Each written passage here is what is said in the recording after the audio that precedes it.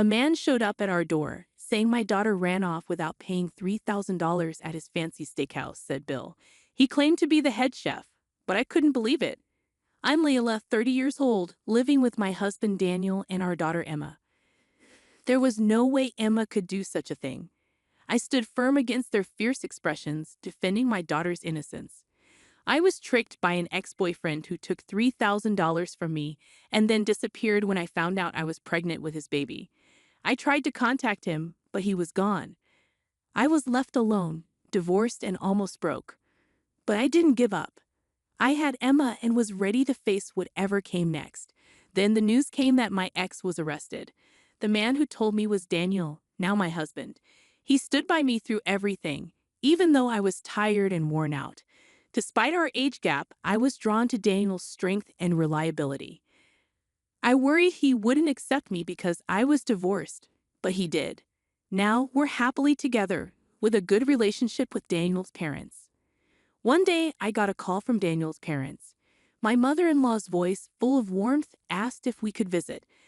They wanted to see their granddaughter, whom they adore despite not being related by blood. I happily agreed and promised to let Daniel know. After exchanging pleasantries, my mother-in-law ended the call. It takes about 5 hours to reach their countryside home from the city where we live. When Daniel returned home in the evening, I excitedly told him about the invitation from his parents. "Well, I haven't taken any vacation this month yet," he replied. "Let's take some time off and go see them. I'll ask my boss if we can have a few days off in a row," Daniel suggested eagerly, dialing his boss for permission. Thankfully, his boss agreed, and we began looking forward to reuniting with his parents after a long while. However, on the day of our visit, Daniel suddenly had to work. "You go ahead. I'll join you as soon as I'm done. It might be late, possibly not until tomorrow morning," he explained, kissing us goodbye before heading to the office. I quickly informed my in-laws about the change of plans and then embarked on the journey with my daughter.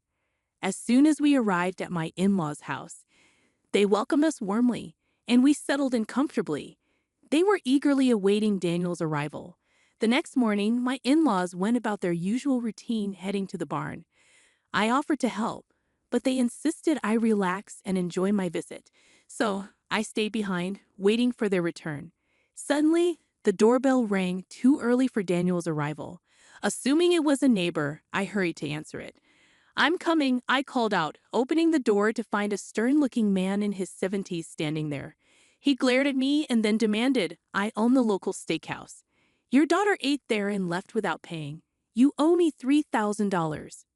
His words caught me off guard, and I blinked in surprise. He went on to explain that a young girl had visited his restaurant the previous night.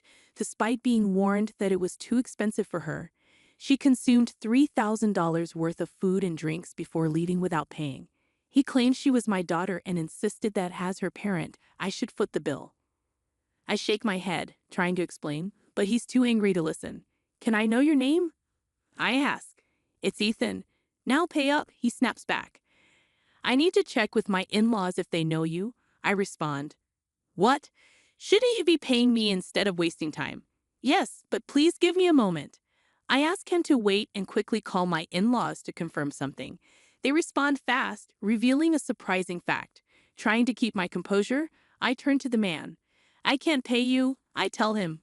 "What? You don't care if my business suffers? If you don't pay, I'll call the police," he threatens. "Please, let's try to sort out this misunderstanding," I plead. "There's no misunderstanding. I got her name when she dined," Ethan insists, reaching for his phone to call the police. A policeman happened to pass by, and the steakhouse owner flagged him down to explain the situation. The officer approached me with a stern look and said, "Can we talk?" Confused and intimidated by his gaze, I didn't know what to do. "Your daughter is suspected of dining and dashing. If things remain unresolved, we'll have to take her into custody," he informed me, insisting that I hand over my daughter immediately. "No, there's been a mistake. My daughter wouldn't do such a thing." I protested, but the officer remained firm. Sensing the tension, the steakhouse owner intervened, offering a compromise. "I'm not heartless. If you can pay, I'll forgive her. After all, we're neighbors, he said, looking at me. Are you sure about this, Ethan? The officer asked. Of course. She's just a young girl. It's an honor she wanted to eat at my place, Ethan replied with a laugh. The officer then presented me with an option. Ethan is giving you a way out. Pay the $3,000 bill and he won't press charges. Despite the pressure, I stood firm in my decision. As I tried to explain, the steakhouse owner's face turned red with anger and he shouted, "You're rejecting my kindness. Is this how you've taught your daughter to behave? Don't play games with me. Please calm down. Why are you refusing to pay? If you don't, your daughter will face serious consequences." The police officer interjected, looking puzzled. I can't agree to this without considering all the facts, I responded, but the steakhouse owner interrupted with a laugh, saying, My apologies, my apologies. Are you saying you don't have $3,000 on you right now? No worries. We all forget things as we get older. We do accept credit cards at our establishment. If you trust me with your card, I can process the payment now and return it to you later. How does that sound? With that, he gestured for me to fetch my wallet. I declined to hand over my credit card, expressing concern about the risk and instead offered to accompany him to settle the payment. However, the steakhouse owner responded with threats, raising his fist and shouting, Don't you trust me? I'm in the credit business. Be careful what you say, or you'll regret it. When I insisted on accompanying him, he became agitated, yelling, You're disrespecting me. I have connections with influential organizations. If you can't pay, I have ways to make you pay $3,000. That's why I've involved the police. Shocked by his words, I looked to the police officer for assistance, but he avoided eye contact, feigning ignorance. Officer, did you hear that? Is this allowed? I asked, seeking help. The officer avoided the question, stating, I didn't hear anything. Just pay the money and everything will be resolved. Layla, just follow instructions. The officer insisted sternly. I was stunned. How could a police officer say that? I felt bewildered as the steakhouse owner continued to intimidate me with his threats. Most people would give in to their demands to avoid trouble, but I couldn't bring myself to do it. Aren't the police supposed to protect citizens? Why are they siding with him? Despite my desperate pleas, the officer remained silent, refusing to intervene. Feeling helpless, I turned to the steakhouse owner. Why won't you listen? He growled, glaring at me. It's not that I'm not taking you seriously. I can't believe I'm in this situation. I thought to myself, steadfastly refusing to comply, but neither the officer nor the steakhouse owner seemed willing to listen to reason. As I pondered my next move, a taxi pulled up outside our house, and my husband stepped out, looking puzzled. What's going on? Who are these people? He asked, bewildered. Sir, your wife needs to take responsibility. Let me explain, the officer began, but my husband's expression quickly changed to surprise as he listened. Then, with a mischievous grin, he seemed to understand everything. Sorry for the confusion. My apologies. By the way, officer, which department do you work for? Can I see your badge? My husband inquired suddenly, catching everyone off guard. The officer hesitated but eventually produced his badge from his pocket. This looks suspicious, my husband remarked, causing the officer to start sweating nervously. Daniel chuckles and says, Just kidding. The police officer, visibly relieved, manages a forced smile. Daniel then asks about the officer's department and rank. Is that necessary right now? The officer responds nervously. I'm just curious, Daniel says. I'm a constable stationed at the police box. The officer answers. Ah, I see. You must be new around here. Thanks for your service, Daniel replies politely. Yes, I'm still getting acquainted. Would you mind if I contact your station? Can I use the name on your badge? Daniel asks, pulling out his phone. Before he can proceed, the officer interrupts. Before we get into that, can you tell me if you're able to pay for Ethan's bill? He urges Daniel for an answer regarding the payment issue. The steakhouse owner, Ethan, appeared taken aback by my husband's assertiveness, his earlier aggression dissipating. You're the husband, so take responsibility, Ethan insisted. Yes, but I don't have a job that pays that much. Daniel responded calmly.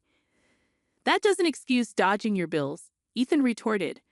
Unperturbed, Daniel shrugged. Anyway, he continued, can you tell me your gun's serial number? Ethan looked confused. Why? He asked. It's a standard verification method, Daniel explained. Knowing the number doesn't pose a risk. It's widely accepted. The police officer, also puzzled, questioned Daniel's request. Is that so? He inquired. Observing their reactions, my suspicions grew stronger. By the way, Daniel interjected, giving them a stern look. Would you like to hear my take on this dine and dash incident? They both seemed puzzled by his unexpected suggestion. In conclusion, you're a phony cop trying to run a scam with that old man, my husband accused, catching them off guard. Do you have any proof? They retorted. Then prove I'm wrong, my husband challenged. Turning to me, he said, Lee, bring her here. I rushed to bring our precious child forward, positioning her in front of us to prevent any harm. Daniel stood protectively between us. My daughter is only 1 year old. She can't even walk, let alone dine and dash, he asserted. The two were stunned, mouths agape. That's impossible. Is that really Arya Taylor? Ethan questioned.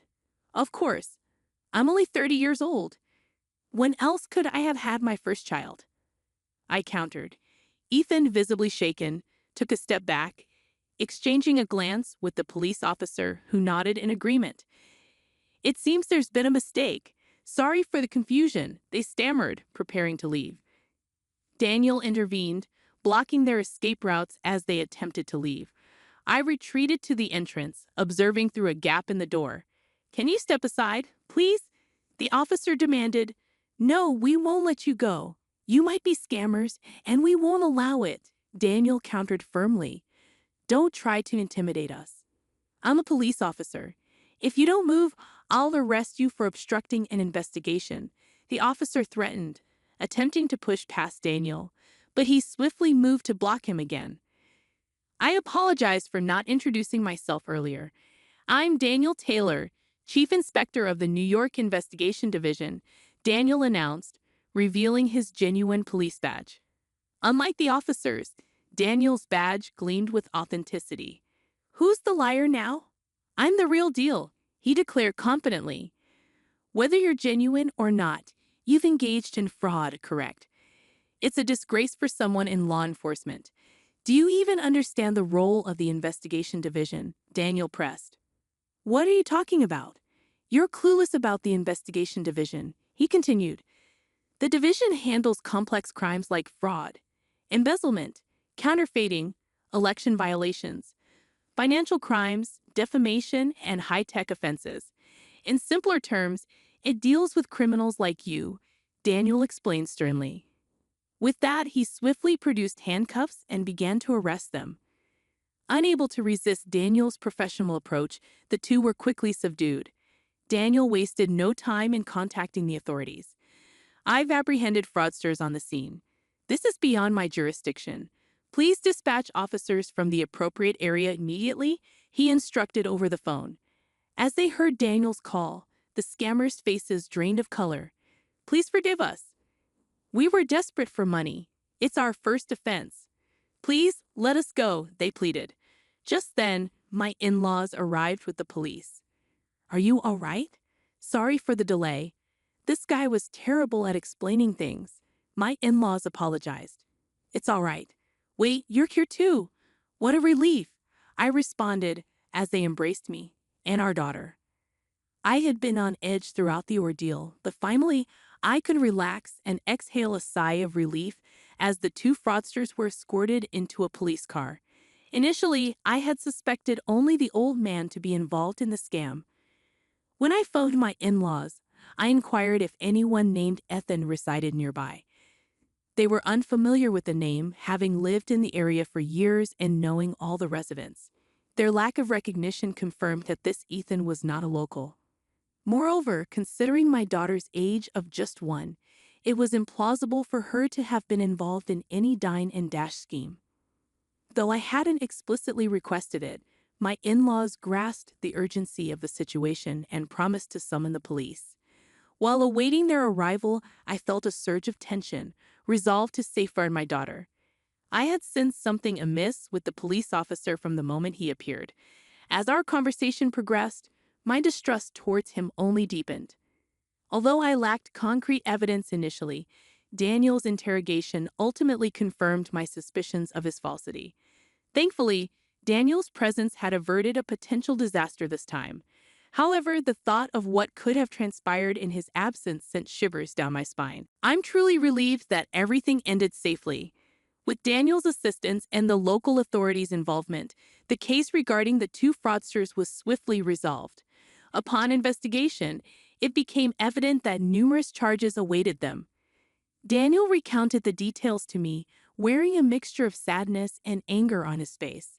Surprisingly, it turned out that these individuals were not affiliated with any organization, and their exploits garnered nationwide attention through the news. Thanks to Daniel and my considerate in-laws, I was able to spend an extra day at their home. The news of Daniel's heroic actions spread rapidly, prompting our neighbors to bring over an array of delicacies, turning our gathering into an impromptu celebration. Even our daughter seemed to revel in the joyous atmosphere, remaining cheerful throughout the evening. That night, as I gazed at my daughter's contented face, I couldn't help but bask in the warmth of our happiness.